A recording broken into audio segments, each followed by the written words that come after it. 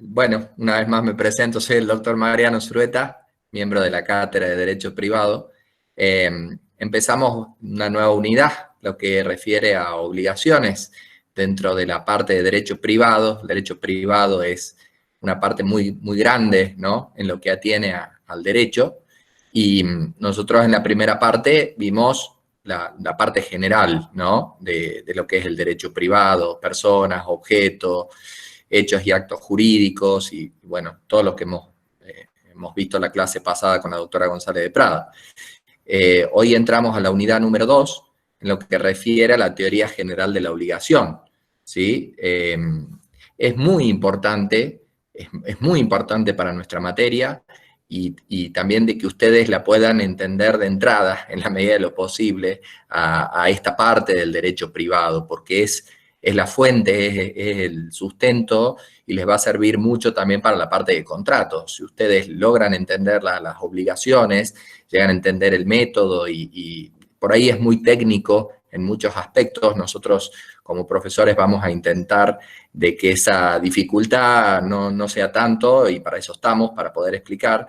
Pero insisto con esto, por favor, es importante que ustedes la puedan comprender, y si no lo entienden, para eso estamos, para evacuar las dudas. Bueno, yo voy a hacer la presentación, no los voy a estar viendo a ustedes. Obviamente ahí Marcos o María Victoria o Tete, ustedes me interrumpen si algo no se entendió o si hay alguna pregunta para hacer. Yo voy a ver si puedo hacer la presentación, ustedes me dicen a ver si está ok. A ver, compartir.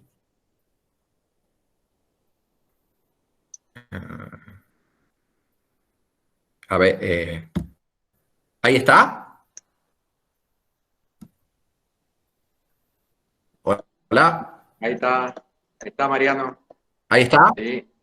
Bueno, gracias Marco. Bueno, entonces les hacía referencia al derecho de las obligaciones o la obligación. Nosotros los seres humanos estamos... Mariano, ¿Cómo? poner Sí, a manera presentación el PowerPoint. sí.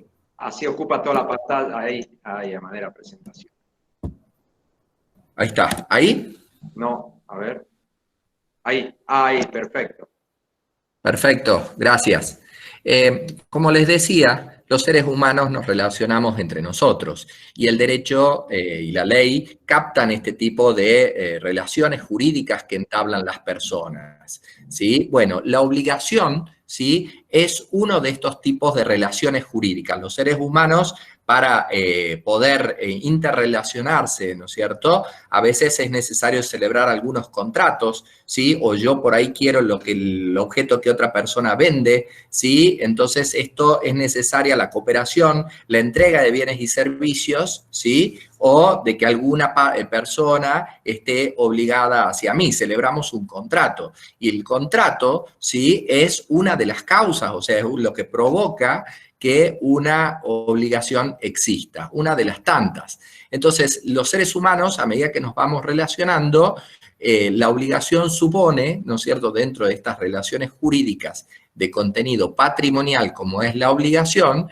la potestad de una persona que llamamos acreedor de poder exigir algo a cambio o en contra de otra persona llamada deudor, ¿sí? Entonces, insisto, estas relaciones, estos vínculos que existen entre dos personas, a la cual aún por un lado, en un polo activo, vamos a llamar acreedor, tiene la posibilidad de exigir el cumplimiento de una prestación o de una conducta que la tiene que llevar adelante otra persona que se llama deudor, ¿sí? Esto que tan difícil quizás que estoy explicando, la pretensión, la idea es de que se vaya entendiendo a lo largo de la exposición, ¿sí? Este tipo de relaciones jurídicas que entablan los seres humanos tienen un aspecto interno y un aspecto externo. El aspecto interno es esto que voy a decir reiteradamente, esto es, ¿cuál es el contenido de esta relación jurídica patrimonial llamada obligación? Una persona acreedor puede exigir el cumplimiento de una conducta, de un plan de conducta que vamos a llamar prestación, ¿sí?, a cargo de otra persona que se llama deudor. Fíjense, por ejemplo, el artículo 724 del Código Civil y Comercial, cuando define a la obligación, dice que la obligación es una relación jurídica en virtud de la cual el acreedor tiene el derecho a exigir del deudor una prestación destinada a satisfacer un interés lícito, estamos hablando de un interés lícito del acreedor, y que ante el incumplimiento, es decir, en el caso de que el deudor no cumpla, a obtener forzadamente la satisfacción de dicho interés. A ver, voy a explicar esta definición que es crucial. Esta es la base para poder entender lo que vamos a desarrollar después. Está diciendo entonces el código en este artículo 724 que la obligación es una relación jurídica, ¿sí? Y vamos a agregar, de contenido patrimonial, ¿sí? Porque a diferencia, por ejemplo, de los derechos de familia, algunos derechos personalísimos, ¿sí? Que no tienen carácter patrimonial. ¿Esto qué quiere decir? Que no se traducen en dinero. Nosotros en la obligación, todas las obligaciones tienen carácter patrimonial. Todas tienen en definitiva un sustrato económico. ¿Por qué? Porque si yo no llego a cumplir, la justicia me va a ordenar a que pague y si yo no pago me van a embargar o me van a ejecutar. Cuestión que la van a ver más adelante con el doctor Montalvi. Pero insisto con esto, esta prestación que yo tengo, que tiene que cumplir el deudor, tiene contenido patrimonial, ¿ok?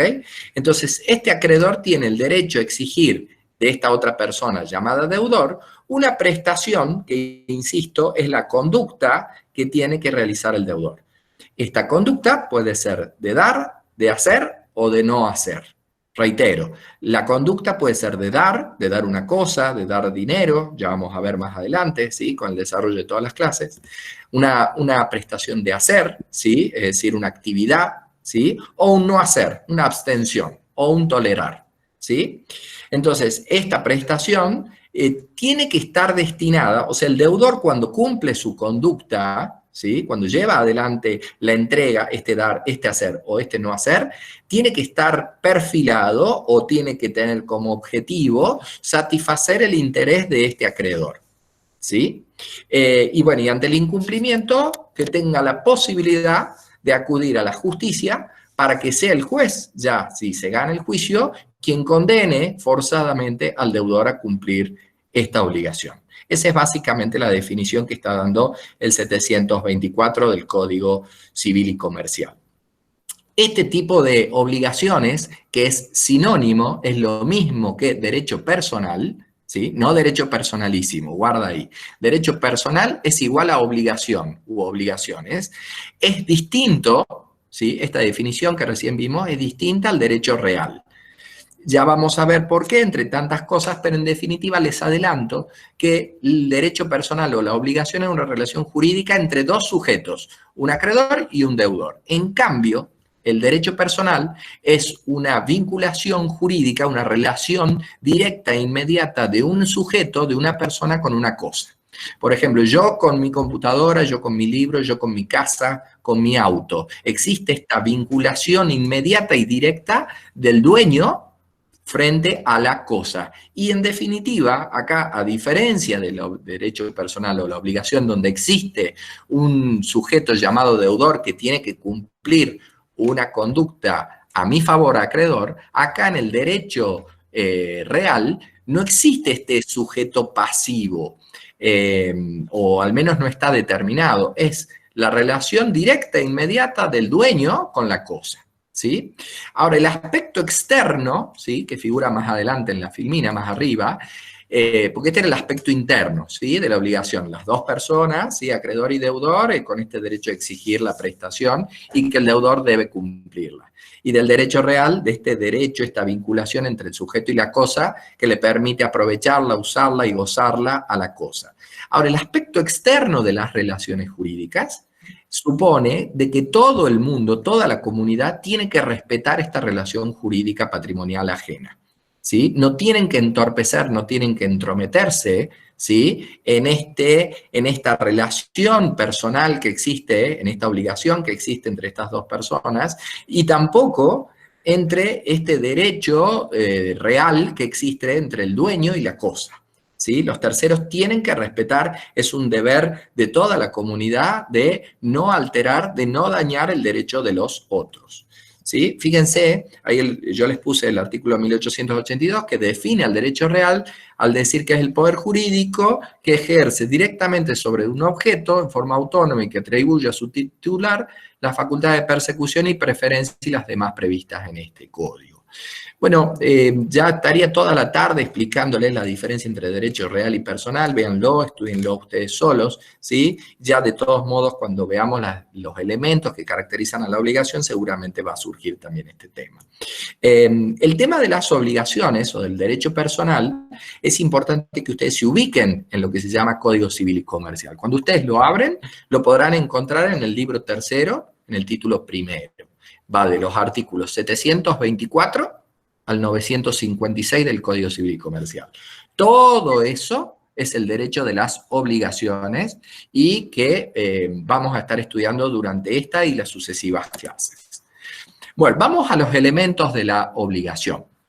Los elementos de la obligación son aquellos elementos esenciales, sí o sí tienen que existir, porque si estos 4 elementos no existen, no habrá obligación, habrá otra cosa, pero no habrá una obligación, es decir, esta posibilidad que tiene el acreedor de exigir el cumplimiento en contra del deudor, ¿sí? Y que si no cumple el deudor, puede exigirlo por medio de la justicia, ¿ok? Entonces, estos 4 elementos son los sujetos, el objeto, el vínculo jurídico y la causa fuente. Reitero, sujetos, objeto, vínculo jurídico y causa fuente. Estos 4 elementos tienen que existir sí o sí para que estemos en presencia de una obligación. Obviamente, y esto lo vuelvo a decir, ustedes no pueden quedarse con la clase que nosotros demos. Nosotros, a los fines expositivos, no contamos con todo el tiempo. Entonces, nosotros vamos a exponer el tema, vamos a desarrollarlo, pero luego serán ustedes quienes lo desarrollen con los libros y con el Código Civil y Comercial, ¿sí? En lo que hace al elemento a los sujetos, ¿sí? Estamos hablando del acreedor y del deudor.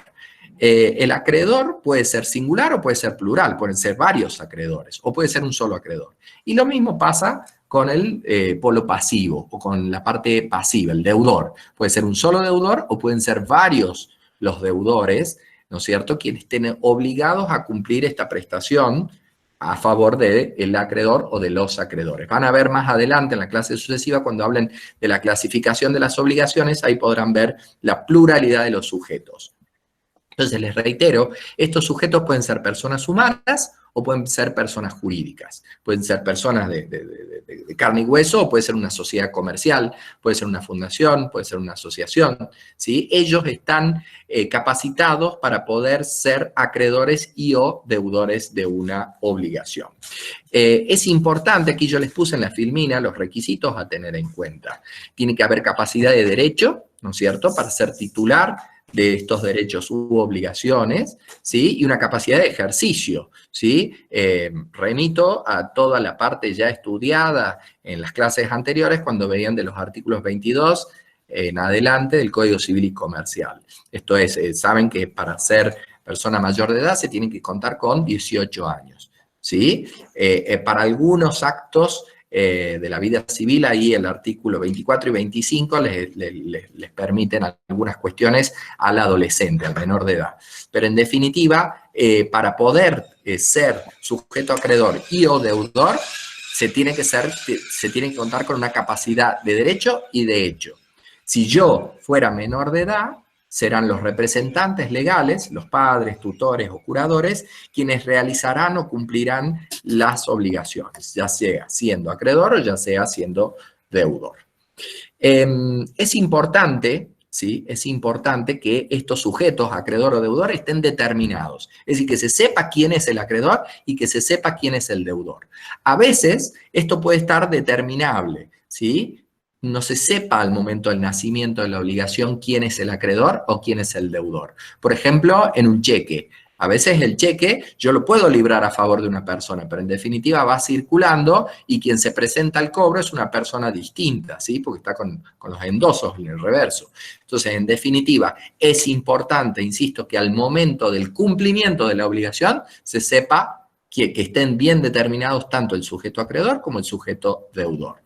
Y claramente, como no podía ser de otra manera, este sujeto acreedor y deudor tienen que ser distintos entre sí. No puede ser la misma persona, porque si no, va a ocurrir un modo extintivo de las obligaciones que van a ver más adelante que se llama la confusión. Es decir, no puede una persona ser acreedor y deudor a la misma vez. Bueno, dicho esto, pasamos al tema del objeto o de la prestación. ¿Sí? Mucho se ha debatido este tema en la doctrina, ¿sí? Sobre realmente distinguir. Nosotros vamos a estar a la definición que dio el doctor Guayar, ¿sí? Que era el titular de nuestra cátedra de Derecho Privado en la Facultad de Ciencias Económicas, y vamos a hacer una distinción de lo que es la prestación del objeto. ¿Sí? El objeto es, en definitiva, la cosa que le tiene que entregar el deudor al acreedor, ¿sí? O, en definitiva, el resultado de una actividad. En cambio, la prestación, que puede ser de dar, de hacer o de no hacer, es este plan de conducta, es esta actividad que tiene que realizar el deudor a favor del acreedor. Entonces, podemos decir, ¿sí? Que lo inmediato, que es el deudor tiene que realizar esta actividad, la entrega de la cosa a favor del acreedor, esta es la conducta. Y la cosa que recibe el acreedor, en definitiva del deudor, porque tiene que ser una entrega voluntaria, va a ser el objeto. ¿Tá? Entonces, sepan distinguir lo que es el objeto de la prestación. La prestación, que puede ser de dar, de hacer o de no hacer, es esta conducta que tiene que realizar el deudor a favor del acreedor. ¿Sí? Ahora, el objeto recibido o la actividad realizada, supongamos de que el deudor tenía que hacer una pared. La actividad de realizar la pared es la prestación.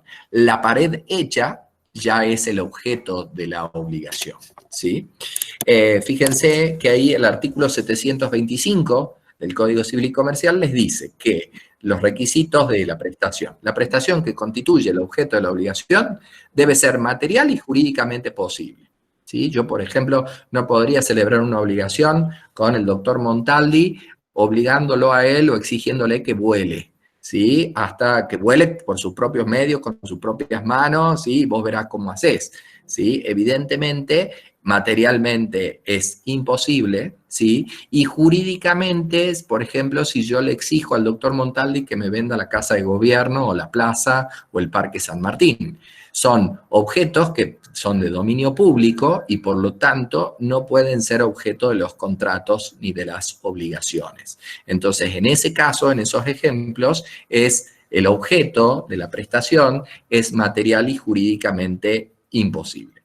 El objeto también tiene que ser lícito. Esto significa que no puede ser contrario a derecho, tiene que estar admitido por el ordenamiento jurídico. No tiene que ser contrario a la moral ni a las buenas costumbres. ¿Sí? Tiene que estar determinado, tiene que ser eventualmente determinado con posterioridad, aunque al inicio de la obligación no esté determinado el objeto, tiene que contar con una valoración económica, ¿sí? Tiene que traducirse en dinero. Reitero, ¿por qué? Porque si no cumple voluntariamente el deudor, luego, si yo acudo a la justicia, tiene que haber alguna forma de que el acreedor se cobre esto, ¿sí? Entonces, en definitiva, si no cumple el deudor y ya con sentencia mediante, si el acreedor gana el juicio, tiene que poder permitir la ejecución de esta sentencia, ¿sí? Es decir, que tarde o temprano el acreedor tiene que ver la posibilidad de poder cobrar. Y todo tiene que ser traducido en dinero. ¿Sí? Entonces, si no cumple, bueno, ya se embargará, se rematará, saldrá a subasta, el vehículo, la casa, pero en definitiva hay que pagarle al acreedor. Y por último, dice el 725, y tiene que corresponder a un interés patrimonial o extrapatrimonial del acreedor. Fíjense que acá vamos al tercer elemento, ¿no? De la obligación, ya hablamos del sujeto, del objeto, al interés. El interés, que forma parte del objeto, puede ser un interés patrimonial o extrapatrimonial del acreedor, ¿sí? Pero acuérdense que yo recién les decía, esta prestación, este plan de conducta que tiene que realizar el deudor a favor del acreedor, tiene que tender a satisfacer el interés del acreedor. Porque si no se satisface el interés del acreedor, evidentemente este plan de conducta quizás ya no es idóneo, ya no es útil para el acreedor, ¿sí? Supongamos de que yo tengo mis vacaciones 15 días en julio, del 15 al 30 de julio. Si resulta ser que la agencia de viaje no me cumple y me consigue los pasajes para agosto, para septiembre, a mí ya no me satisface el interés porque yo ya no tengo vacaciones en agosto o en septiembre, ¿sí? Yo las tenía del 15 al 30 de julio. Entonces, aquí no queda otra que le devuelvan el dinero y que le paguen los daños y perjuicios a este acreedor. Pero ya no es posible satisfacer este interés.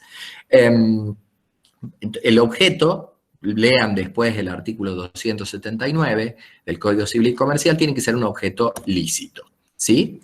El tercer elemento de la obligación es este vínculo, este ligamen, ¿sí? Que demuestra quién es el acreedor y quién es el deudor y la intensidad que puede existir entre este constreñimiento por parte del acreedor en contra del deudor. No quiero adelantar mucho más para no confundirlo, van a ver más adelante, pero existen vínculos jurídicos más fuertes que otros, ¿no es cierto?, en donde el vínculo jurídico puede estar más debilitado, ¿sí? Se da como ejemplo las obligaciones naturales, es decir, aquellas obligaciones que no podían ser exigidas judicialmente, pero que cumplidas por el deudor, el acreedor podía retener el pago. Ustedes quédense con eso nomás, el vínculo jurídico es un elemento inmaterial, claramente, pero que denota o caracteriza muy bien a la obligación porque marca bien la pauta quién es deudor y quién es acreedor y cuáles son los derechos y obligaciones de cada una de las partes. Por último, el cuarto elemento de las obligaciones es la causa fuente.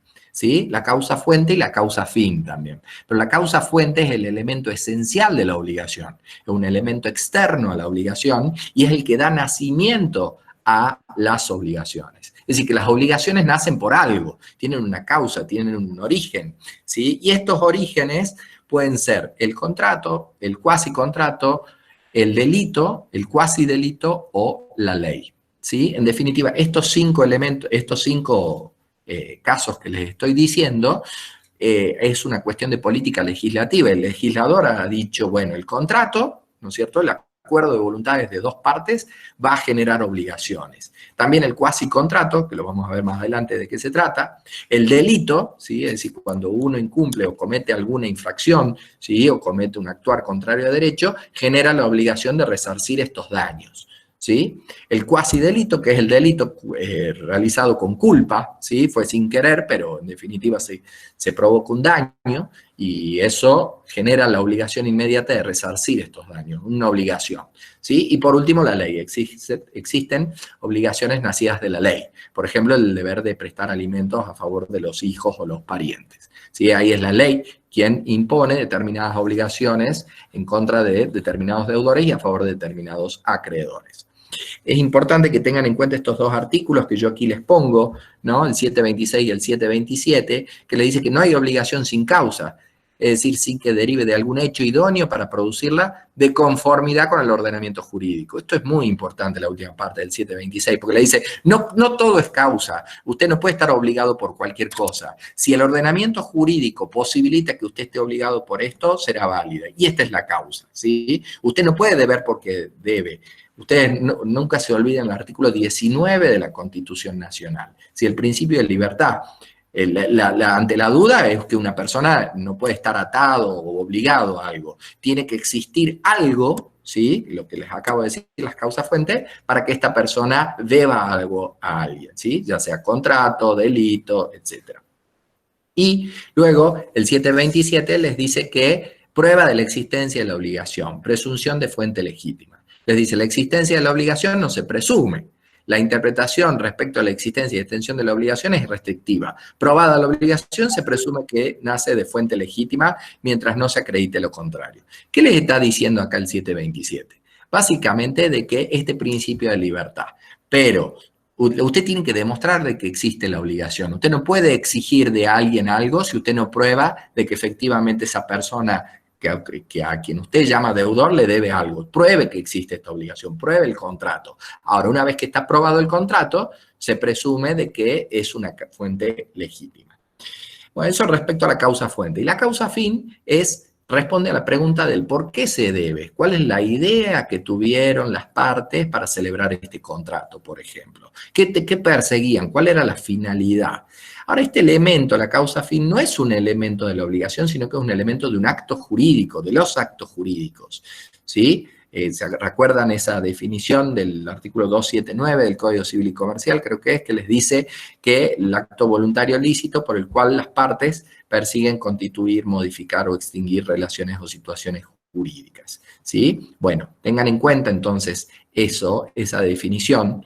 Me parece que he citado mal el artículo, ahora que estoy haciendo 259, si no me equivoco. Bien, 259, efectivamente. Esa es la definición del acto jurídico. Bueno, entonces la causa fin es un elemento, pero del acto jurídico, ¿sí? Es la razón de ser de este último y es la finalidad que se expresa ahí. Bueno, ya hemos agotado la primera parte, vamos a la segunda parte. Esto hace a los efectos de la obligación, ¿sí? ¿Qué son los efectos de la obligación? Como lo dice ahí la filmina, son aquellas consecuencias jurídicas que derivan de la obligación. Hago un parate. No estoy viendo las preguntas, ya las vamos a responder en su oportunidad. Yo termino la exposición y luego, o después del doctor Montaldi, evacuamos todas las dudas que puedan llegar a tener. Reitero, los efectos de la obligación son las consecuencias que nacen de la obligación, ¿sí? Son estos derechos y deberes que crea la obligación y que le otorga a favor del acreedor y le impone al deudor, ¿sí? Porque acuérdense que el acreedor puede exigir el cumplimiento de la prestación a cargo del deudor, quien tiene que cumplirla en su favor. Claro, y ahí les pongo, ¿no es cierto?, que caso contrario no habría causa de la obligación. Claro, si no existe una causa de la obligación, no habría, uno estaría pagando, estaría cumpliendo sin que exista causa. Entonces, acuérdense cuando les dijimos antes de causa-fuente, no hay obligación sin causa. Si no hay causa, no hay obligación. ¿Tá? Estos efectos de la obligación están regulados en los artículos 737 y 770 del Código Civil y Comercial, que son prácticamente idénticos, ¿sí? Y no tienen que confundir ustedes lo que son los efectos de la obligación, que vamos a ver ahora cuáles son, de aquellos efectos del contrato, ¿sí? Los efectos de la obligación son aquellas herramientas, los carriles, las vías que le otorga la ley al acreedor para poder exigir el cumplimiento de la obligación a cargo del deudor, ¿sí? Otra cosa muy distinta son los efectos del contrato. Los efectos del contrato son la constitución, la modificación, la extinción o transformación de estos derechos y obligaciones, ¿sí? Entonces, ustedes no tienen que confundir, porque fíjense que el contrato es causa fuente de la obligación. Entonces, no podría ser lo mismo los efectos de la obligación que los efectos del contrato. Los efectos de la obligación, reitero, son aquellas herramientas legales que otorga la ley a favor del acreedor para poder poder exigir el cumplimiento de la prestación a cargo del deudor, ¿sí? Los efectos del contrato, muy por el contrario, son la posibilidad de constituir, modificar, extinguir o transmitir derechos y obligaciones entre las partes. Fíjense que la clasificación, siguiendo siempre a Guayar, ¿no es cierto?, tenemos el efecto principal de la obligación, el efecto principal y el normal, es el pago. Es decir, el cumplimiento espontáneo y voluntario por parte del deudor de aquella prestación o aquella obligación que tenía a su cargo, ¿sí? Esto es lo que, por suerte, generalmente ocurre. Los deudores generalmente cumplen, ¿sí? Ustedes van a ver diario a diario, todo el tiempo, se están celebrando transacciones y los deudores cumplen con este tipo de obligaciones. Ahora, puede ocurrir una situación intermedia, ¿no es cierto?, que es un efecto principal, pero acá hay inejecución. No hay incumplimiento del todo, hay un incumplimiento relativo, y esto es cuando el deudor se retrasa, ¿sí?, paga fuera de término, o no paga todo lo que tiene que pagar, con lo cual el pago ya es incompleto, ¿sí? Entonces aquí, y todavía, sobre todo el acreedor quiere que le cumplan, todavía tiene interés, y para él es útil que le cumplan. Entonces aquí hay un incumplimiento relativo, ¿sí? Entonces aquí, ¿qué es lo que hace el acreedor? Lo intima, le manda una carta documento, un acta notarial, o le avisa de que tiene que cumplir la obligación. Y si no cumple, va a acudir a la justicia. Por último, y esto ya es algo anormal en términos del doctor Guayar, ¿no es cierto?, que es la responsabilidad por incumplimiento. Es decir, si no hubo un pago, si tampoco hubo un pago tardío, ¿no es cierto?, o incompleto, ya directamente hay incumplimiento por parte del deudor. Entonces, aquí ya no queda otra que acudir a la justicia. Para suerte de los abogados, porque si nosotros, los abogados, no existiera incumplimiento por parte de las personas, no tendríamos trabajo. Y para ustedes también, claramente, los contadores, porque muchas veces las pericias contables contables o mucho del trabajo de ustedes se debe a veces a que las personas o las sociedades no cumplen. Entonces, en definitiva, quiero que quede claro cuáles son los efectos de las obligaciones siguiendo la clasificación del doctor Guayar en este aspecto. Entonces, inmediatamente pasamos a qué es el pago. Reitero, según el 865 del Código Civil y Comercial, pago es el cumplimiento de la prestación que constituye el objeto de la obligación. Pago es el cumplimiento de la prestación, que puede ser de dar, de hacer o de no hacer, y que constituye este objeto de la obligación. ¿Sí? Bueno, las funciones del pago, hay funciones sociales, económicas, de transmisión de la riqueza, que circule la riqueza, ¿no es cierto?, la cooperación entre las personas. Bueno, esto en definitiva, pago, no solamente se habla de pago cuando se está entregando dinero, paga también aquel que realiza una prestación de hacer o de no hacer, está pagando también en términos legales, ¿sí? Porque el pago es la extinción de la obligación. Las obligaciones nacen para morir. Eso es importante que ustedes lo tengan en cuenta. Es un principio de las obligaciones. Nacen para morir. No son para que se perpetúen. La obligación se constituye y tiene que extinguirse al cabo de un tiempo. ¿Y cómo? La mejor manera, lo ideal, es a través del pago. ¿Por qué? Porque el pago es la prestación, es lo que está esperando el acreedor. Que satisfagan su interés y que el deudor, en definitiva, cumpla. Ahora, ¿qué es lo que va a tener a cambio el deudor? El deudor, que aquel que paga puede exigir que le entreguen el recibo, de modo de acreditar que no vengan el día de mañana a decirle, che, pagame, pues si ya te pagué, pero a ver, demostrarlo. Entonces, el deudor obtiene la liberación de la obligación una vez que ha pagado, ¿sí?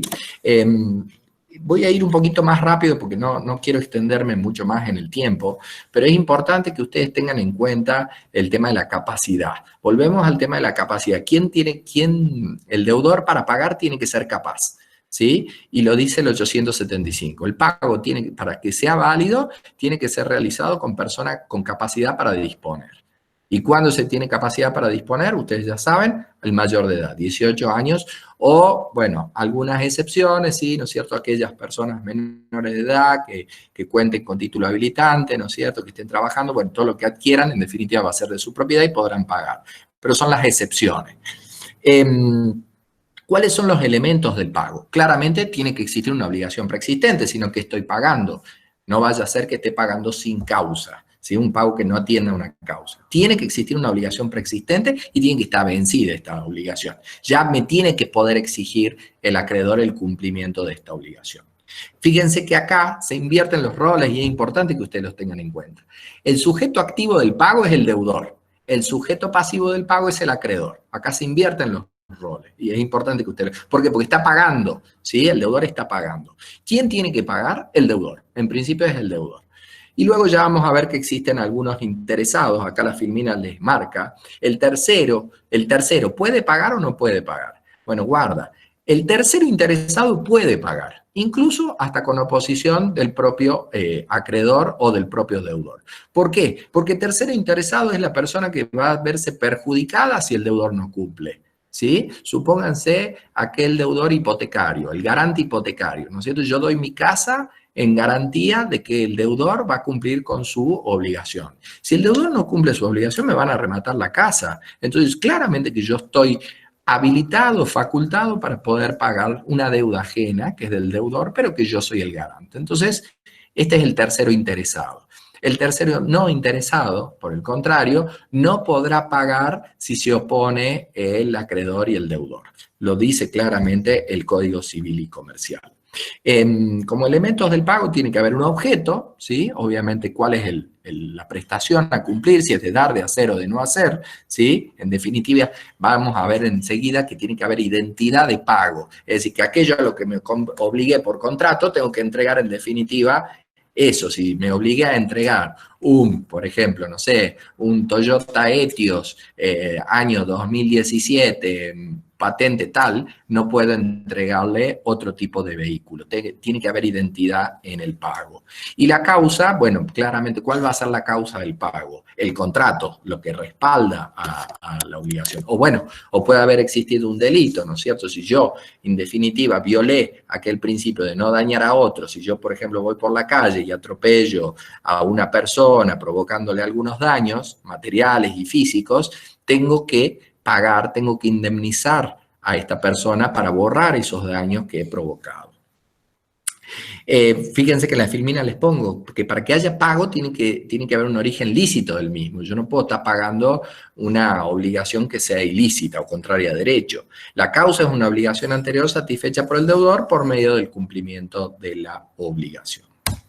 ¿Quiénes tienen que pagar? Bueno, ya lo dijimos, es el deudor, lo dice el 879, y si hay varios deudores, bueno, depende. Ahí si la obligación es simplemente mancomunada o es solidaria. Tema para más adelante, no los voy a confundir, pero simplemente tengan en cuenta de que es el deudor o los deudores quienes tienen que pagar la obligación. El pago por el deudor que satisface el interés del acreedor extingue el crédito y lo libera, ¿sí? Uno de los efectos de las obligaciones respecto al deudor, ¿no es cierto? Aquel deudor que paga todo puntualmente o con todos los accesorios tiene el derecho a exigir la liberación. ¿Qué pasa si paga un tercero? Lo dice el 881 y el 882. Dice, la prestación puede ser ejecutada por un tercero, salvo que se hayan tenido en cuenta las condiciones especiales del deudor o hubiere oposición conjunta de acreedor y deudor. Tercero interesado, la persona a quien el incumplimiento del deudor puede causar un menoscabo patrimonial y puede pagar contra la oposición individual o conjunta de acreedor y deudor. En definitiva, resumo este 881 del Código Civil y Comercial. Solamente tiene que pagar el deudor, ¿sí?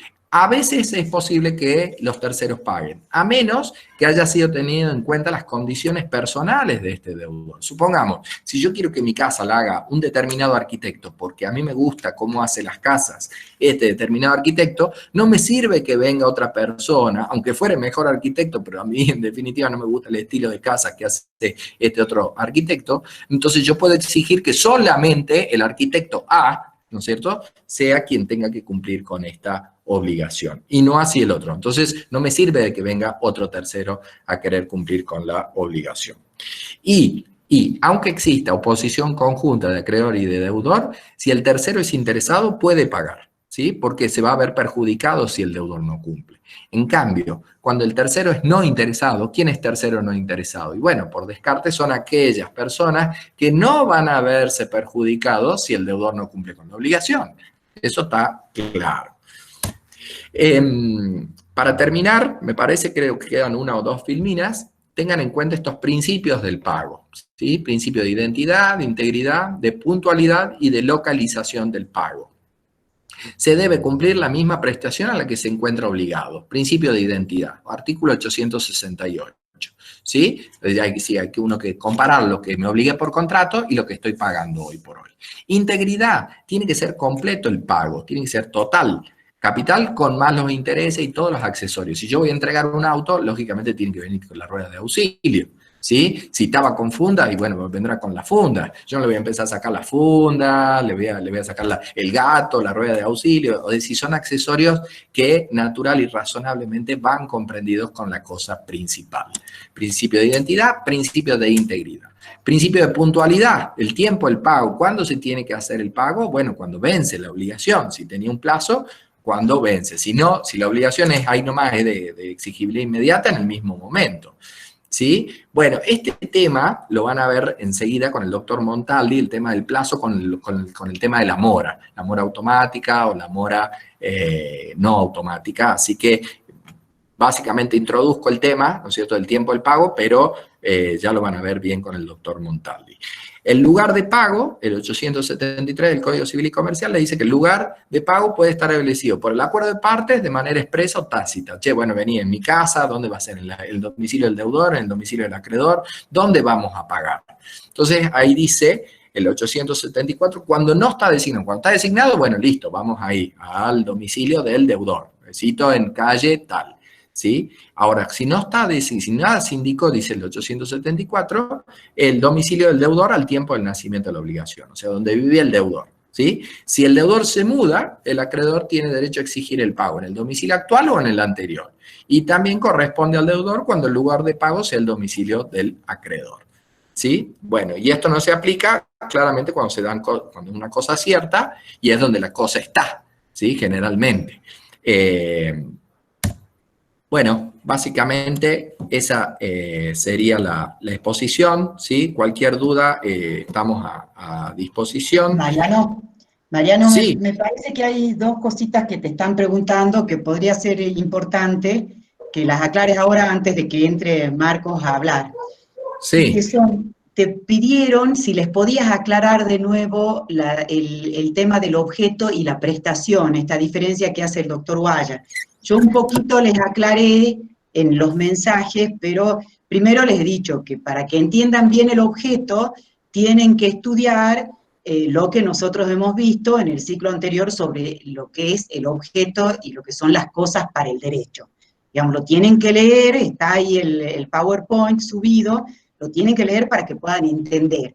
Por eso es que todo lo que nosotros hemos visto antes, me preguntaban en algunos de los mensajes si nosotros eso no lo tienen que rendir. Lo que pasa es que todo eso después lo vemos en obligaciones y contratos, así que sí lo van a rendir. Entonces es muy importante para que ustedes entiendan, tienen que leer qué son las cosas para el derecho, primero.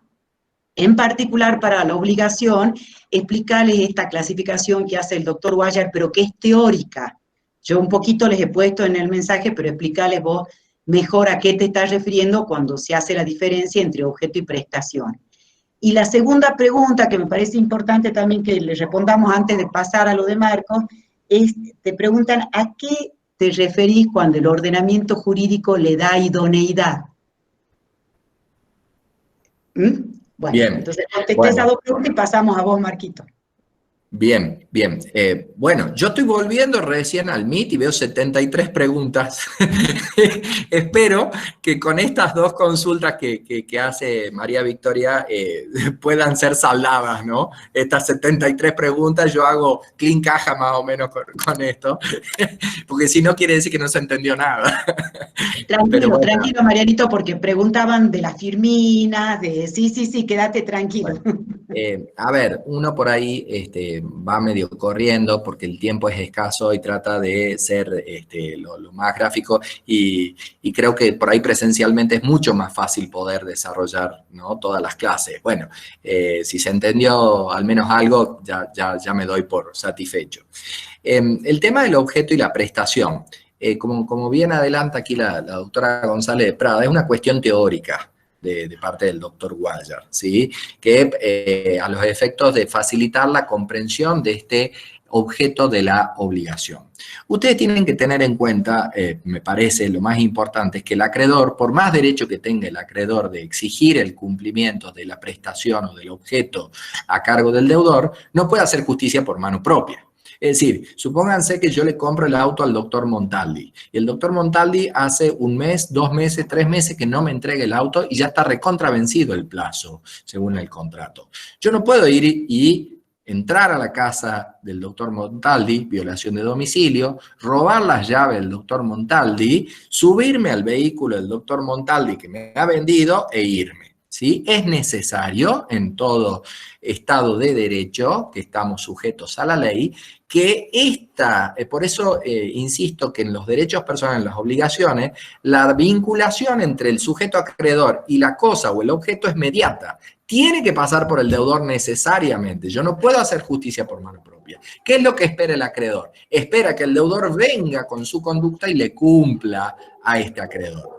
Entonces, en definitiva, la prestación es esta conducta que tiene que cumplir el deudor a favor del acreedor. Esta conducta puede ser un dar, un entregar algo, puede ser un hacer o un no hacer. ¿Estamos? Ahora bien, esta es la conducta. Por eso, si yo le encargo al arquitecto que me haga la casa, ¿sí?, a medida de que el arquitecto con los obreros, el maestro mayor de obra, van haciendo los cimientos, van haciendo las paredes, van haciendo el techo, van haciendo los revoques, este es el plan de conducta. ¿Cuál será el objeto? Bueno, ya es el bien que me va a entregar el arquitecto, la casa ya construida.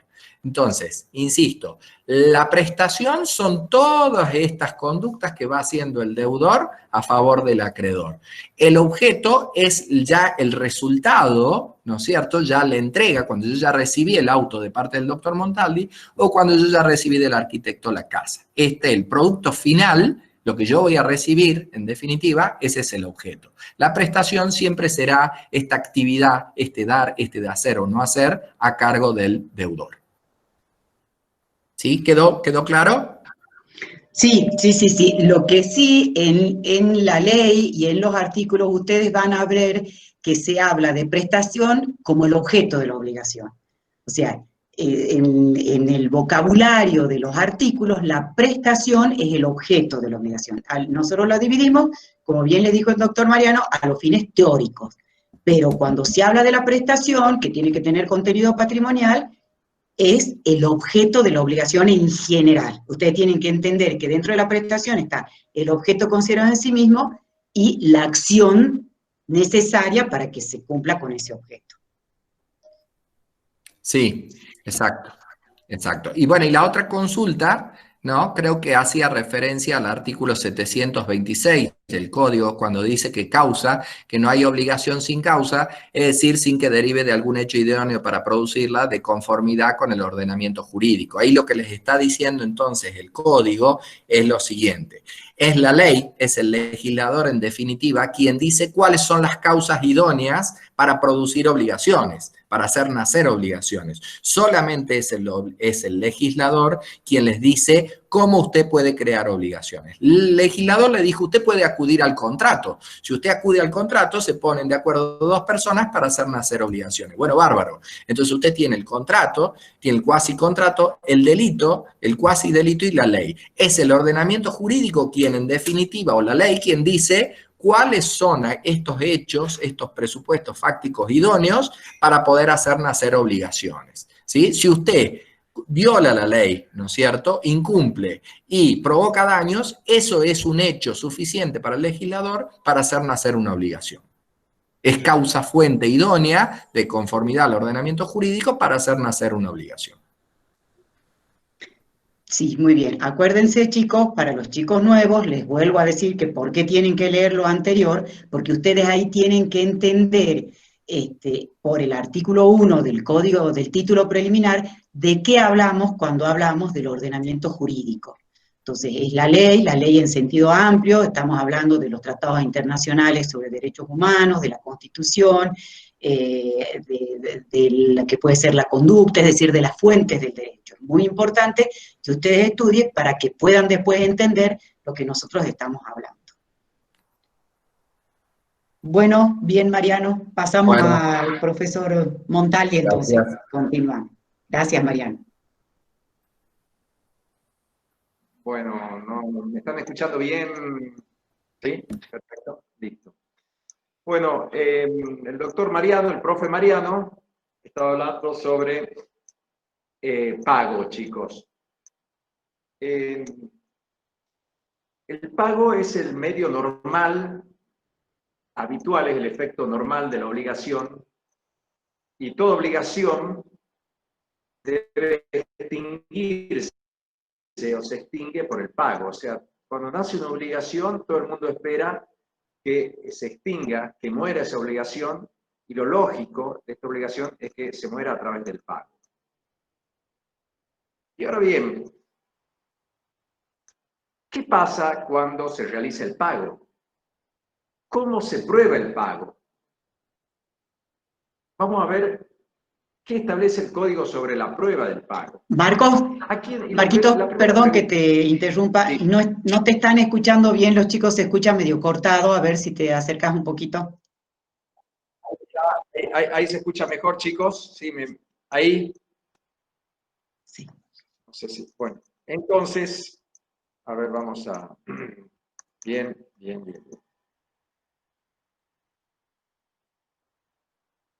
Bien. Ahí está, perfecto. Les decía que el pago, se escucha mejor, ahí está. El pago debe probarse y nos preguntamos, ¿a quién le corresponde probar el pago? ¿Cómo se prueba el pago? En primer lugar, el código, anoten chicos, todo lo que hace a prueba el pago está del 894 al 899 del Código Civil. Y la carga de la prueba, cuando hablamos de la carga de la prueba, ¿quién debe demostrar el pago? En principio es el deudor. Quien alegue el pago debe demostrar ese pago. Eso lo establece el código en las obligaciones de dar y hacer. En las obligaciones de no hacer, cuando hay una abstinencia o una omisión por parte del deudor, el que debe probar el incumplimiento es el acreedor. Pero la regla general es que quien alegue el pago debe demostrar ese pago. Medios de pago, si ustedes me preguntan cómo se prueba, por cualquier forma. Hoy en día el Código Civil establece libertad de la forma. Tengan ustedes que constantemente, y ahora en la pandemia, me cansé de hacer pago por teléfono, por internet, por cualquier medio de pago, menos ir con la plata en efectivo. Entonces, todos estos medios de pago, recibos, facturas, bueno, cheques, ya vamos a hablar un poco.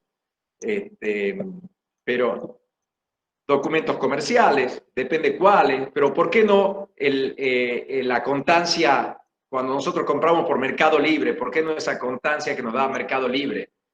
Todos esos son medios de pagos y sirven para aprobar el pago, en la medida que sean fehacientes, chicos, ¿no? O sea, no cualquier pago.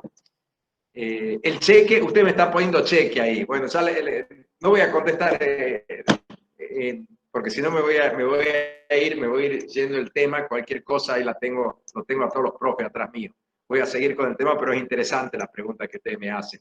El cheque, cortito le hago del cheque nomás, hasta tanto y en cuanto no se acredite en el banco, porque puede ser un cheque sin fondo, chicos, ¿no? Hasta que ese cheque no se acredite en la cuenta o lo pueda cobrar el acreedor, no se puede interpretar prosolvendo, o sea, un pago en sí. Es un medio de pago, pero no un pago en sí, hasta tanto en cuanto no se acredite. Pero se los dejo a los doctores, ahí Zulueta, a González Prada, cualquiera, a la Irene o a la doctora Tete, que me lo respondan por escrito. Y el Código Civil también, el artículo 896, trata del recibo. El recibo yo creo que ha quedado vetusto hoy en día, chicos, el recibo, que lo define el Código Civil, es un acto unilateral por el cual, que lo emite el acreedor, por el cual reconoce que el deudor está pagando esa deuda. Es un acto unilateral de reconocimiento por el cual el acreedor lo libera al deudor, en una palabra, reconocer el pago. Puede ser por instrumento, es un instrumento privado, porque, como dijo la doctora González Prada, lleva la firma del acreedor. El recibo lo van a encontrar en el 896. Tiene que tener la fecha de creación, el objeto al cual está imputado, o sea, qué es lo que se paga, y la firma del acreedor. El deudor tiene el derecho de exigir el recibo. El deudor, es más, si el acreedor no quiere tener el recibo, no va a pagar, porque es un derecho que tiene el deudor. O sea, no solamente son deudores, ¿no? No solamente son obligaciones del deudor, también tiene derecho.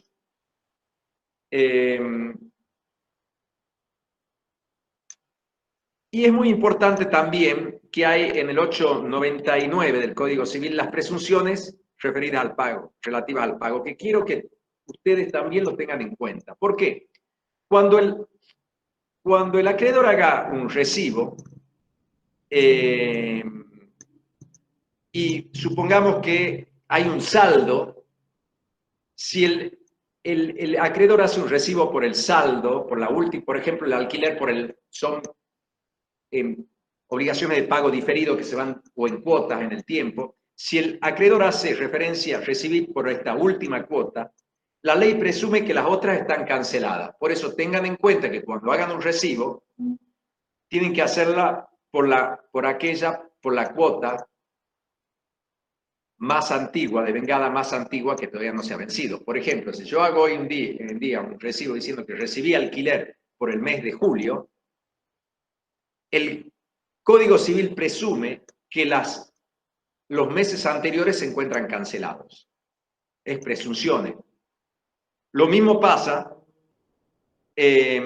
con los recibos por prestaciones. Si ustedes dicen han cancelado la prestación principal, se presume que lo accesorio también está cancelado. Entonces, tengan en cuenta que cuando se hace un recibo, si ustedes no imputan lo anterior, se presume que lo anterior está cancelado. Esto con relación a la prueba del pago, porque estamos hablando del pago. Después hay otro tema, titulado también en el Código Civil, denominado imputación de pago. La imputación de pago la encontramos en el artículo 900 al 903 del Código Civil. ¿Y qué se llama imputación de pago?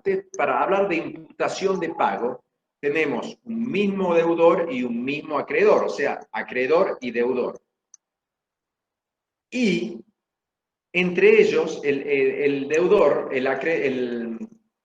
tiene varias obligaciones con el mismo acreedor por diferente causa. Por ejemplo, se le debe por 4 meses de alquiler, le debe también a su acreedor por un mutuo, o sea, porque le ha prestado plata. Además, también le debe precio de una compraventa. O sea, varias causas de las obligaciones y tiene un monto para pagar, pero no le alcanza para cubrir el total de todas y cada una de estas obligaciones. Al no alcanzar todo el capital para poder extinguir todas las obligaciones en su totalidad, entonces surge lo que se llama imputación de pago. ¿No? El deudor dice, no me alcanza para pagar todas estas obligaciones. Entonces, ¿qué hacemos? ¿Qué hacemos? El Código Civil dice, bueno, que el deudor decida a qué obligación va a cancelar. Para que exista imputación de pago, debe haber el mismo acreedor y el mismo deudor.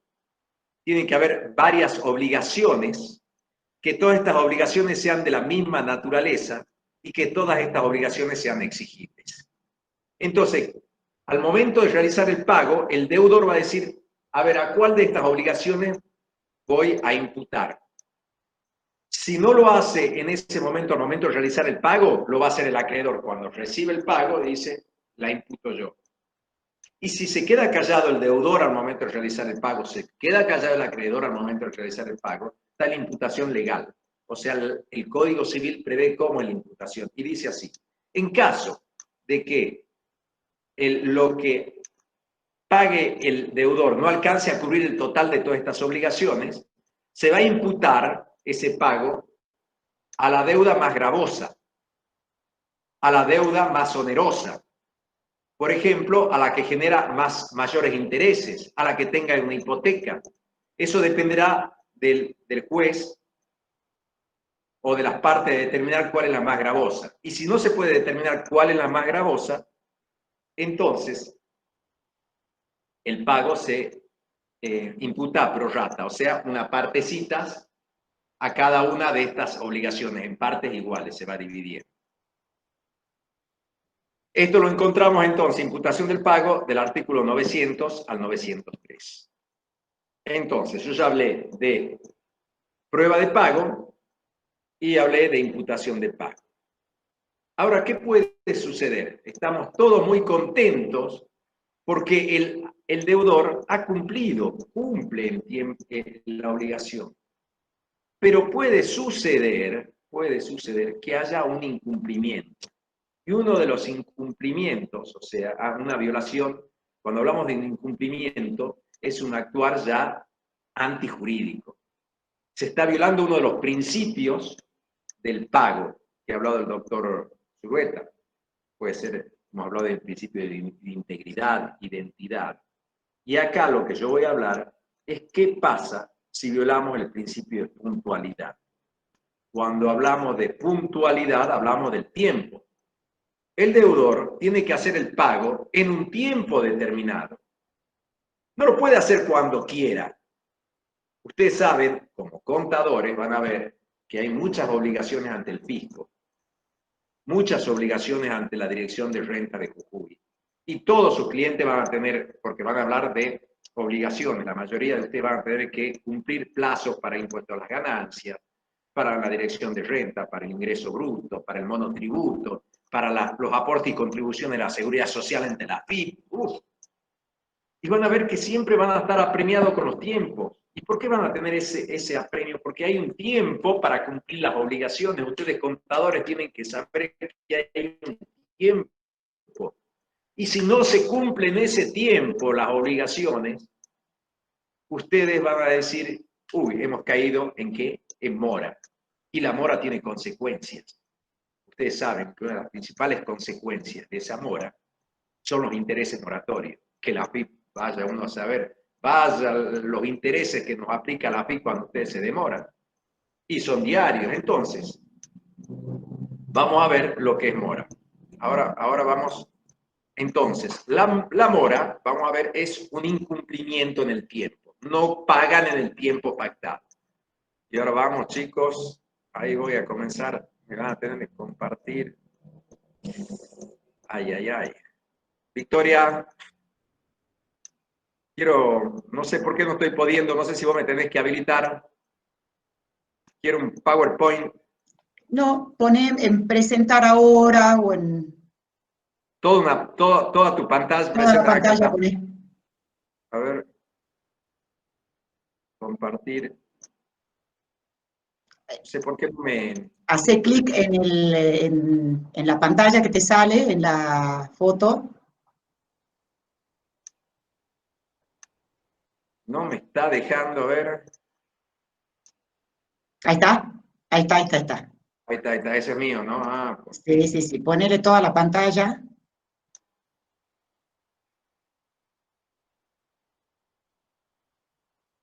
¿Ustedes están viendo algo? No. Te vemos a vos nomás en la...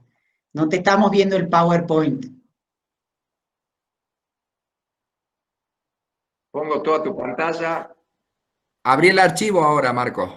Es que no me está, a ver, voy a tener que esperar. Tenés que hacer un clic en donde te sale tu pantalla, hace un clic y ahí te sale compartir y pones toda la pantalla. Ahí está presentando tu pantalla y no... Y ahora búscalo al documento. Busca el a tu documento. PowerPoint. A ver, vamos ahora a presentar ahora. Toda tu pantalla, vamos a ver, ahí está. Vamos a ver, no me está... Chrome quiere compartir el contenido de tu pantalla con Google. Elige lo que quieras compartir. Estoy tratando, pero no Busca el archivo. Capaz que está subiendo.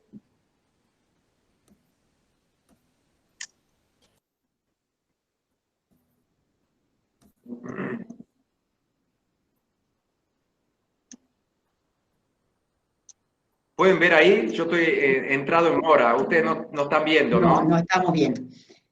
Volver, déjalo minimizado al archivo de mora. Sí. Bueno, y ahora de nuevo pone presentar ahora. Presentar o... Voy a cancelar la presentación y ahora me voy a presentar ahora. Toda tu pantalla voy a poner. Sí. Y en la pantalla, cuando te salga, hace al medio clic. En el medio. Bien. Sí. No pongo en compartir. Ahí está. Y ahora ya Y ahora está. te va a decir Azul, compartir. sí. Y ahora compartir. Dice, ahí está. ¿A usted le sale algo ahí?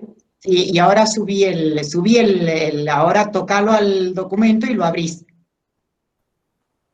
Donde lo tenés minimizado. ¿Ahí lo ven? Ahí está. Perfecto. Y ahora ponele presentación. Bien. Muchas gracias. Y ahora ponele presentación con diapositiva como... Ahí está. Ahora voy a poner en presentación con diapositiva desde el principio. Ahí está. ¿Ahí lo ven bien, chicos? Sí. Sí, yo no me veo ahora. Bueno. Sí, así es. Nosotros lo que necesites te ayudamos. Dale, ya estoy perdido ya. Bueno, yo le había hablado, chicos, de ¿qué es la mora? La mora, como le dice la definición, es una situación anormal de retraso en el cumplimiento por la que atraviesa una obligación exigible cuando por una causa imputable el deudor no satisface la expectativa del acreedor, mora del deudor. O sea que acá, la primera parte, yo hablo de mora del deudor cuando no se cumple en el tiempo. Y vamos a ver que en esta misma definición encontramos que el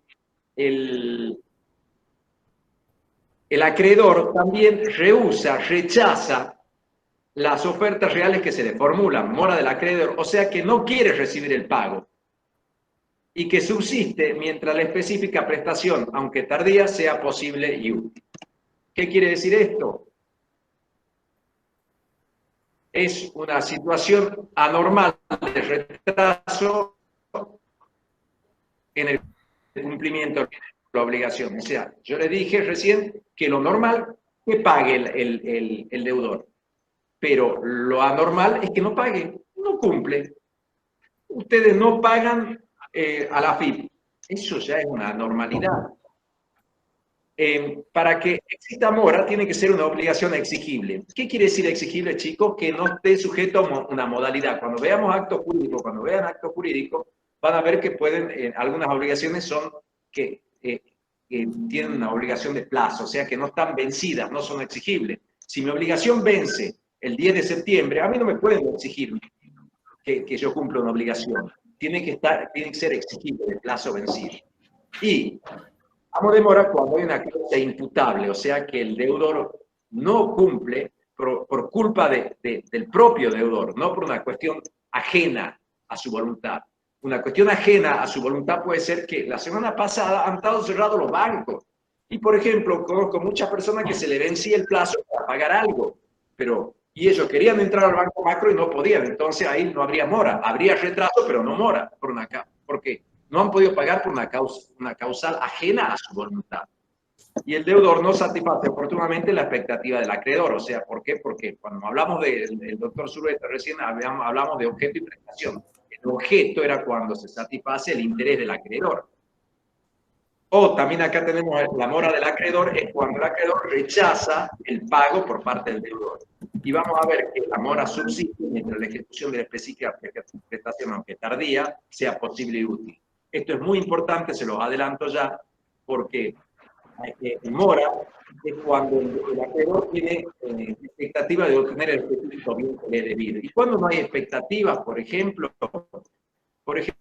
yo contrato un DJ para mi cumpleaños, resulta que quiere venir hoy lunes a poner música a mi casa. Entonces yo digo, acá ya no habría mora, acá habría incumplimiento. Yo no tengo expectativa, a mí no me sirve el cumplimiento tardío. Vamos a ver que para que exista mora se tienen que dar los presupuestos, elementos y circunstancias. Cuando hablamos de presupuestos, ¿qué quiere decir pre? Antes. O sea, en supuesto que se deben dar antes de la mora. ¿Cuáles son los presupuestos? Es que tiene que existir una obligación. Marquitos, o sea, perdón, sí. Lo anterior se cortaba un poco. ¿Podés explicarles de nuevo la última parte sobre el... Antes, sobre que subsiste la ejecución de la específica prestación. Posible. Esto se lo digo de vuelta porque es importante, le decía a los chicos, porque para que existe mora es cuando el acreedor tiene expectativa de que se cumpla la obligación. El acreedor quiere que se cumpla esa obligación, aunque tardía, aunque sea fuera de término, a la AFIP le sirve que ustedes paguen. Una obligación de dar dinero, si se ha vencido la semana pasada o hace 3 semanas, todavía tiene expectativa de que se cumpla, ya hay mora. Pero hay ciertas circunstancias que ya no vamos a poder hablar de mora, porque la mora es un incumplimiento relativo, un incumplimiento tardío en el tiempo, pero todavía se puede cumplir, como lo dice, se puede cumplir aunque tardía, aunque lenta, es posible y es útil para el acreedor, pero como yo he contratado, por ejemplo, un DJ, le pagué para que el sábado bueno, supongamos que no estemos en COVID, para que venga a mi casa y ponga música, porque yo he invitado a todos mis amigos para hacer una fiesta, y resulta que no vino, y hoy me toca la puerta a las 8 de la noche para colocarla, dice, vengo a cumplir, usted me ha pagado para que cumpla. No, señor, a mí ya no me es útil que usted venga hoy lunes a poner música. Entonces ya no hablamos de mora, sino de incumplimiento absoluto. Que ahí habría, cuando hay incumplimiento absoluto, surge la responsabilidad. Yo le voy a pedir los daños y perjuicios. No voy a pedir que me ponga música, aunque sea tarde, y que me pague los intereses. Por eso la situación de mora es una situación en la cual todavía es posible el cumplimiento de la obligación y es útil para el acreedor el cumplimiento de la obligación. Los requisitos, encontramos presupuestos, elementos y circunstancias. Cuando hablamos de presupuestos, pre es antes. son supuestos que tienen que haber antes de que el deudor se constituya en mora. Elemento es lo que hace a la mora, la esencia de la mora, y circunstancias son circunstancias impeditivas que impiden la situación de mora. Cuando hablamos de presupuestos, o sea, supuestos antes, tiene que haber obligación. Y esa obligación debe ser, como yo le dije, exigible. Exigible es que es de plazo vencido. Es cuando el acreedor puede constreñir o puede exigirle el cumplimiento. En la medida que no esté vencida, a mí nadie me puede exigir el cumplimiento. Si mi obligación vence el 10 de septiembre, nadie me puede venir a exigir que cumpla una obligación.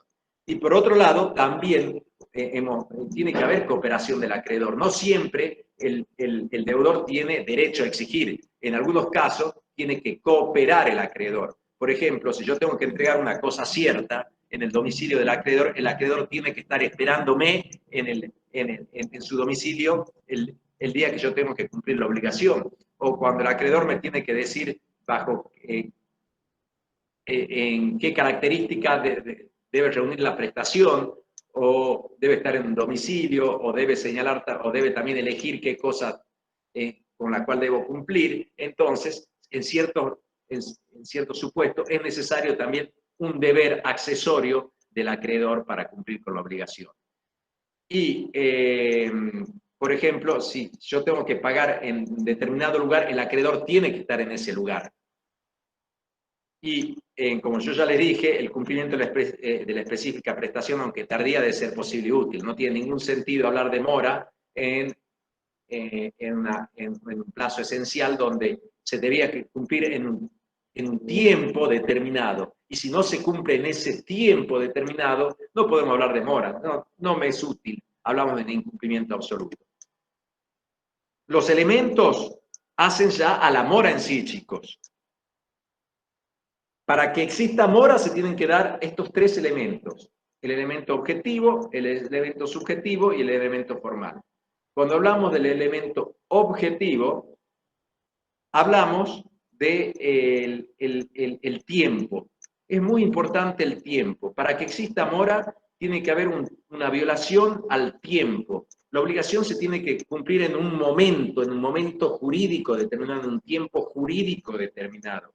Si no se cumple en ese tiempo que lo marca el derecho, entonces hablamos de que hay un retardo.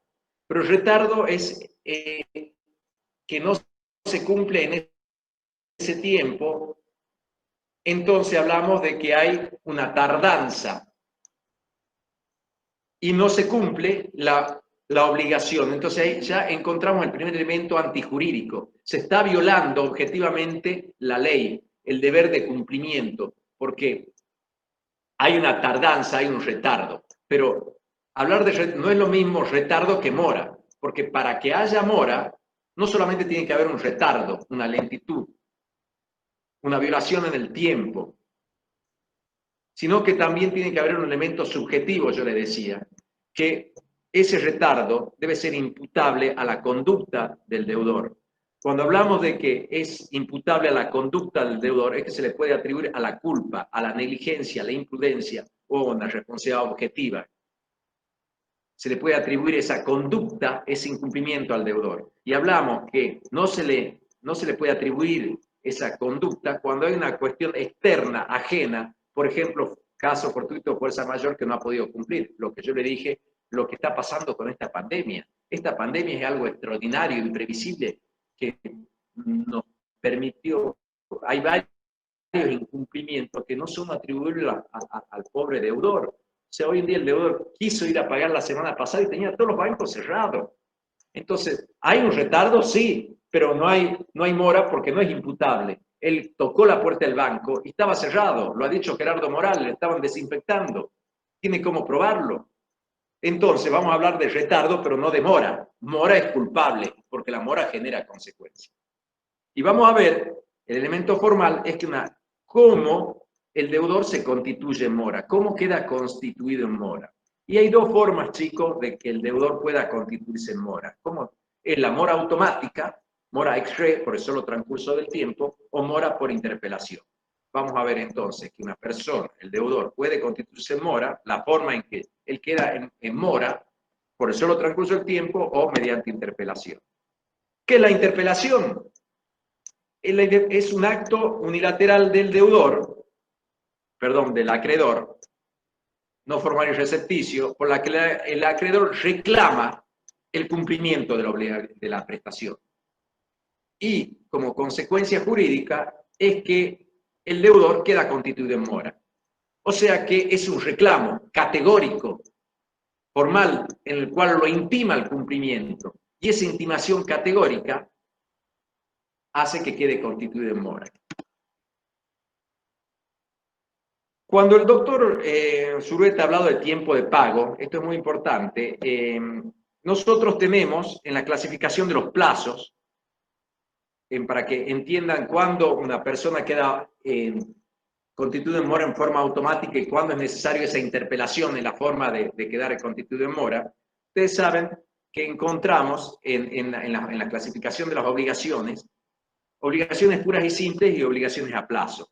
Cuando veamos actos jurídicos, van a ver actos jurídicos, la modalidad, actos jurídicos puros y simples y actos jurídicos modales. Acá lo mismo, esto está relacionado con eso. En las obligaciones puras y simples son aquellas que nacen y se extinguen en el mismo momento en que nacen y deben ser cumplidas en ese momento. Son exigibles en ese momento. Ustedes van a tomar un café, ustedes saben que le ponen el café y ustedes tienen que pagar.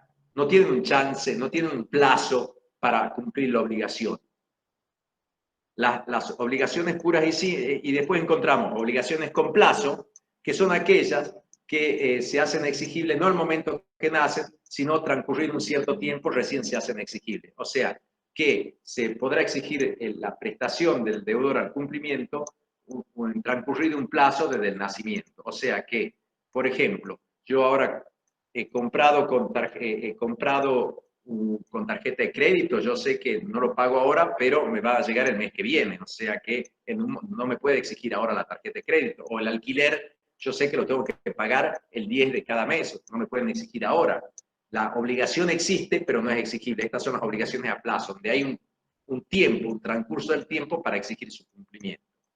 Dentro de los plazos encontramos plazos esenciales y accidentales. Yo le dije que los plazos esenciales sí o sí se debe cumplir en ese momento la obligación. Si no se cumple, no es útil para el acreedor. Por ejemplo, un vestido de la novia porque se va a casar en tal fecha, o el disjockey, el plazo es esencial. Si no se cumple en ese plazo, la obligación deja de existir, la obligación se extingue y se transforma en una obligación de indemnizar daño y perjuicio. En cambio, que el plazo accidental, chicos, es aquel que si no se cumple en ese plazo la obligación, hay un plazo para exigir el cumplimiento.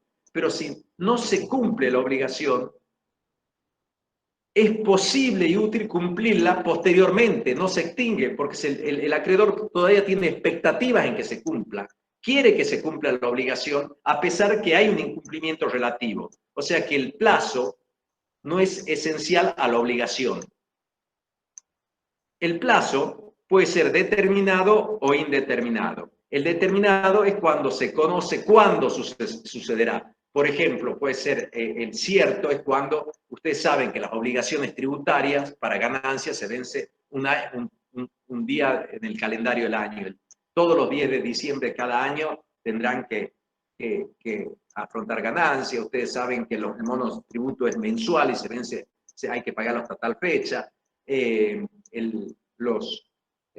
impuesto de los aportes y contribuciones de la seguridad social también se tienen que hacer todos los meses para pagarlo.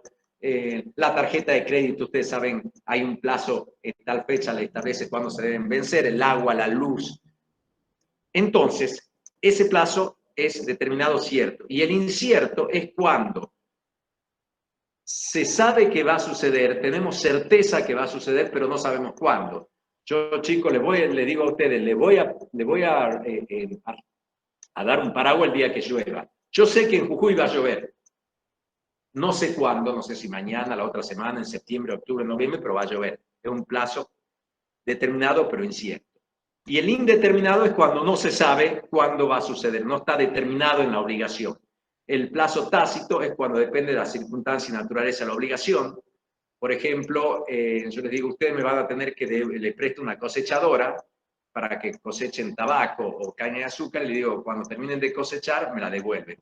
No está establecido el plazo, pero depende de la circunstancia y naturaleza de la obligación. Y el indeterminado propiamente dicho, el plazo indeterminado propiamente dicho, es cuando yo le presto algo a ustedes, pero no se establece un plazo de cuándo se debe cumplir, o sea, restituir esa cosa. O sea, no hay un plazo en que el deudor deba cumplir la obligación. El ejemplo típico, yo digo, chicos, un amigo de ustedes le dicen, le prestan un pantalón, tomá, llevá, pero no se establece cuándo se lo debe restituir.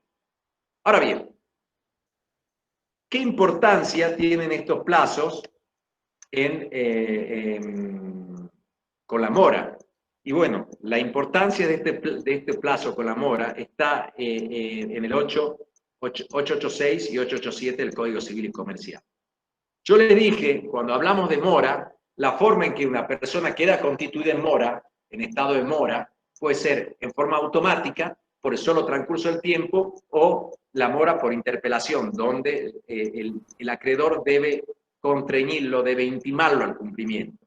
La mora automática, vamos a ver que el 886 rige para todas las obligaciones, ya sea para las obligaciones puras y simples, y también rige, las obligaciones puras y simples son aquellas que nacen y son exigibles en ese momento. Si el deudor no paga, ya queda constituida en mora. Y las obligaciones de plazo determinado, esas que donde se conoce, por ejemplo, hay una fecha, y si no se cumple en esa fecha, ya queda constituido en mora. No hay que hacer nada. El deudor queda constituido en mora por el solo transcurso del tiempo.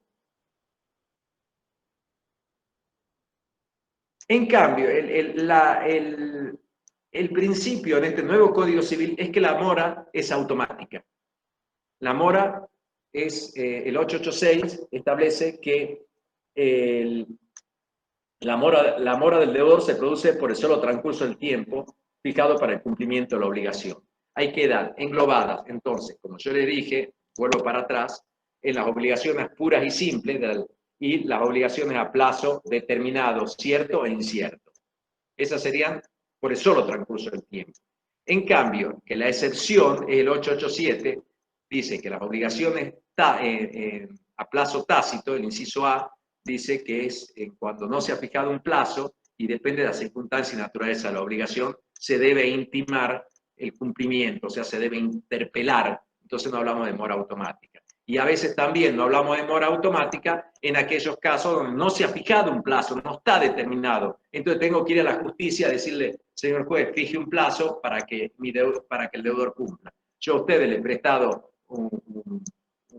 una corbata y un saco, porque somos amigos, y resulta que no me la devuelven. Entonces, no me he puesto un plazo y yo voy a tener que ir al juez para que ponga un plazo y yo intimarlo a que me la devuelva. ¿Cuáles son las consecuencias, chicos? ¿Cuál es la importancia de la mora? Porque para los contadores, para mí es muy importante. No pagas en tiempo, ¿y qué pasa? Me van a decir si no pagas cuando estás constituido en mora. Y bueno, acá lo más importante es que comienzan genera responsabilidad. Hay un daño en el acreedor, se le produce un daño. Y ese daño se traduce, por ejemplo, en las obligaciones de dar suma de dinero en los intereses moratorios, que ya vamos a ver. O sea, si vos no pagás, sabés que te van, y debes plata y debes dinero, y si no pagás en el tiempo, automáticamente quedas constituido en mora y te comienzan a correr los intereses moratorios del 768 del Código Civil, que ya vamos a ver que son intereses moratorios. Que los intereses moratorios son los que debe abonar el deudor por el daño que ha causado al acreedor, los daños que se le irroga por no poder él tener su plata, porque se presume de que si alguien se vio privado, no ha tenido su plata, no ha contado con su plata en ese tiempo determinado, entonces ya hay un daño, y hay una presunción. Entonces el deudor debe, además del capital, esos intereses como consecuencia de no pagar en el tiempo. No pagan la AFIP, deben intereses moratorios. No pagan el banco, deben intereses moratorios. No pagan su teléfono ese que ustedes andan todo el día, ¿qué pasa? Le comienzan los intereses moratorios. Por eso ustedes se apresuran a pagar antes de que comiencen a correr, porque si no van a tener que pagar más plata. Eso es mora. es no pagar en el tiempo determinado.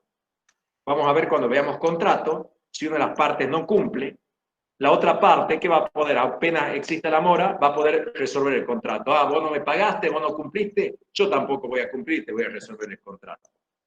¿Qué pasa también? Que esto es muy importante.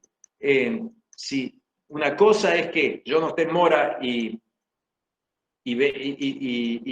se produce un hecho fortuito, una causa mayor, yo no puedo pagar, entonces no hay problema. Pero si yo no estaba debiendo y además viene un hecho extraordinario, imprevisible, van a decir, no, yo no te pago porque ha venido este hecho imprevisible. No, vos ya estabas en mora, por ejemplo. Yo debo hace 2 semanas, 3 semanas, y ahora vengo a decir, che, no me cobré los intereses moratorios porque han cerrado los bancos. No, vos me tenías que haber pagado antes que cierren los bancos. Por lo tanto, existe mora tuya.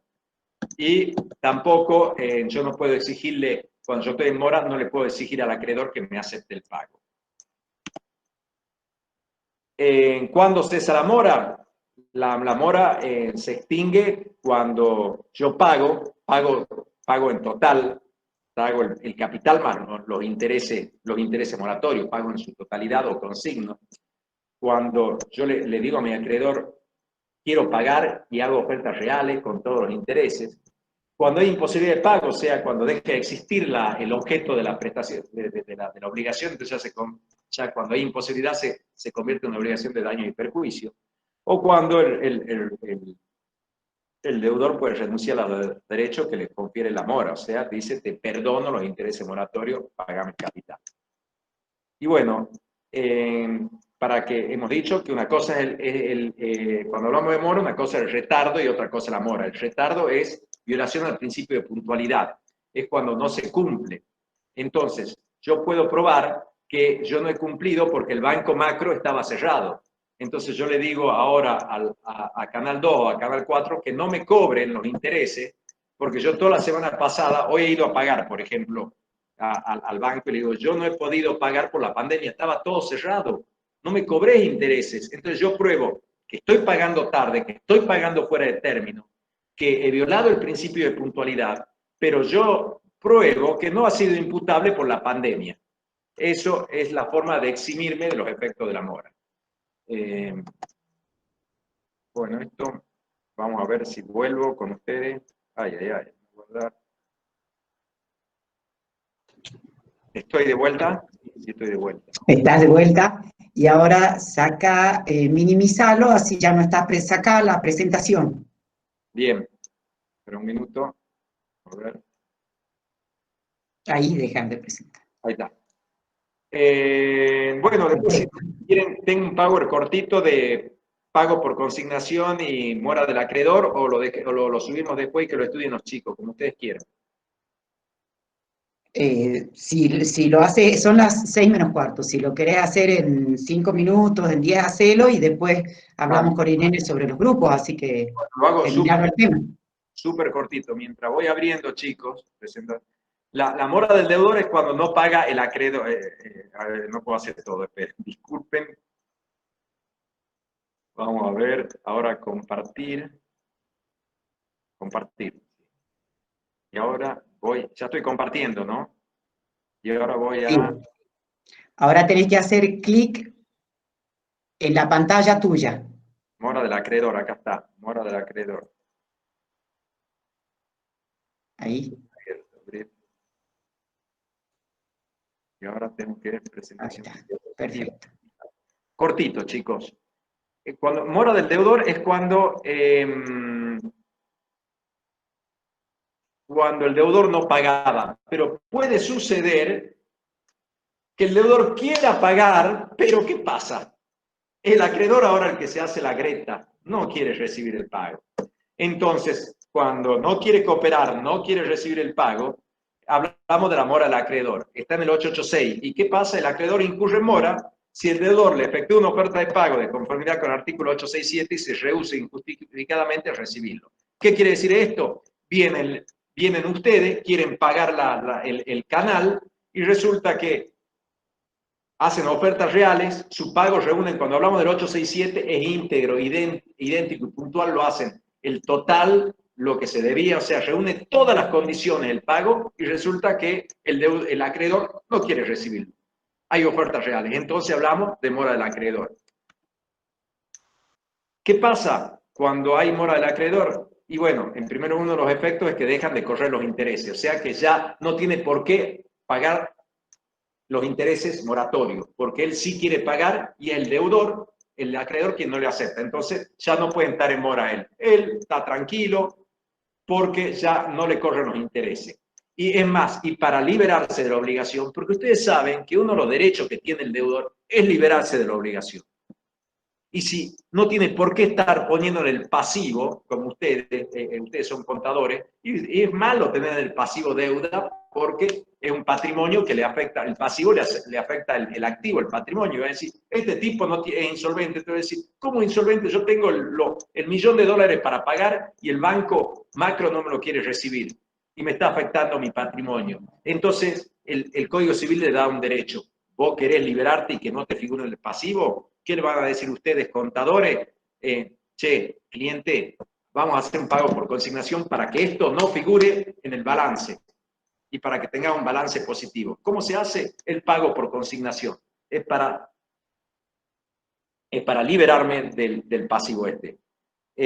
¿Cómo tengo que hacer? Yo puedo ir a la justicia y tengo que,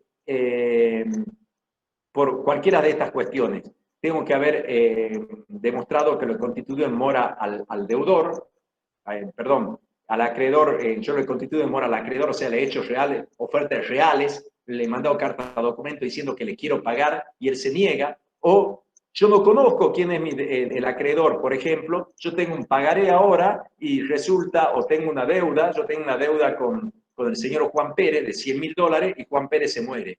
Y resulta que ahora Juan Pérez tenía 40 hijos y entre los hijos están peleando todo. Entonces, no sé a quién pagarle. Entonces, ¿qué voy a hacer? Hago un pago por consignación. Juez decida quién es el hijo, quién no es el hijo, quién es la primera mujer, la segunda mujer. Yo deposito porque tengo incertidumbre. No sé cuál era la primera mujer, la concubina y los hijos. Así que yo hay una incertidumbre sobre la persona del acreedor. No sé cuál es el acreedor.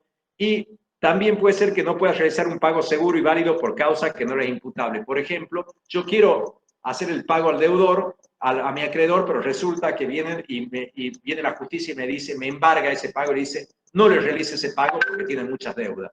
En ese caso, entonces, yo voy y hago un pago por consignación. Y vamos a ver que, por último, vamos a ver que no solamente se puede hacer una consignación judicial, sino que si yo debo plata, si debo dinero en efectivo, entonces yo digo, me quiero desligar de esta obligación, yo puedo ir a un escribano. Entonces, yo voy a un escribano y le digo, señor escribano, quiero hacer una consignación. Entonces hay todo un procedimiento en el cual yo lo debo intimar a mi deudor, lean el 910 y 911, donde se establece, está muy clarito el procedimiento que se hace para ir y depositar y de esa manera no tener que ir a la justicia.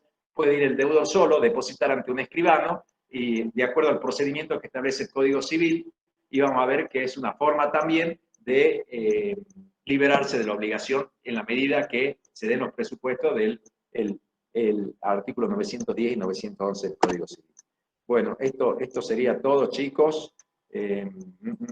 Voy a volver, dejar de compartir. ¿Estoy ahí de vuelta?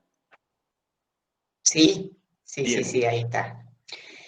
Aquí, Marquitos, hay una pregunta que te están haciendo, yo un poquito les he respondido, pero no es muy fácil de contestarla. Por ejemplo, están diciendo dice, por ejemplo, los dueños de los restaurantes que no pueden pagar el seguro del empleado, ya que la única opción de pago es el banco, y hace 3 meses que no pueden pagar. Por ejemplo, dice Butga, no puede pagar y no están atendiendo tampoco.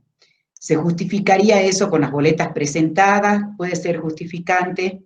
Sí, Yo sí, lo que les puse, bueno, no sé haber contestado, te digo, yo he puesto que es una situación excepcional, hay muchas moratorias que se pueden adherir los comerciantes, y no sé si habrá algo al respecto. Por ejemplo, en materia de seguros de automotores, durante las cuarentenas más cerradas, en donde no circulaban, se podía no pagar, o hay que presentarse, se podía pagar el 50%, no sé. Hay puntos, vamos ahora también que este nuevo Código Civil habla de la buena fe y hablamos de las nuevas negociaciones. Tampoco podemos decir, chicos, que porque estaba cerrado no hemos podido pagar. Hay que ver si existían otros medios de pago en el cual se podía liberar la obligación, porque hoy en día el 90% son las formalidades electrónicas, salvo que no le haya llegado la boleta, porque hubo, digo yo, ¿no? O sea, lo podés justificar de esa manera, no me llegó la boleta, pero habiendo otros medios, otros métodos alternativos de pago que son válidos, por ahí puede suceder que no haya mora, salvo que el deudor, el dueño del restaurante, pruebe que no ha podido pagar por una cuestión que no le es imputable a él. Yo no sé cuál sería el caso particular, pero hoy en día los medios electrónicos, hoy todo el mundo tenemos un home banking, salvo que la modalidad de pago no haya sido por home banking. Entonces ahí yo te diría que sí. Hace 5 años que yo voy al banco y pago en ventanilla y yo pruebo que no tengo el home banking, que no uso medios electrónicos de pago, yo te diría que sí, pero lo tiene que probar el deudor. No sé si vamos por ahí. Y yo aquí le estoy contestando, alguien puso, no sé quién es Alfonso González, que eso es derecho laboral. No, no es derecho laboral. A ver, salvo que la pregunta se esté refiriendo a las cargas sociales del empleado, bueno, sí hay DNU que suspende el pago de las cargas sociales, o sea que Es más, mientras la pandemia. La difieren 90 días para que no haya mora. Difieren hasta 30, 60 y 90 días, creo que han diferido por estas cuestiones, por la cuestión extraordinaria imprevisible que hace imposible pagar las cargas sociales y te difieren 90 días. Claro. Y si es un seguro de empleados, que es lo que era la pregunta, es otra cosa y habría que ver si hay alguna resolución al respecto, si hay reglamentación al respecto. No sé qué es un seguro no sé si es seguro de vida, a qué se refiere el seguro, porque realmente estos seguros se pagan con los aportes y contribuciones, o sea que van todos juntos.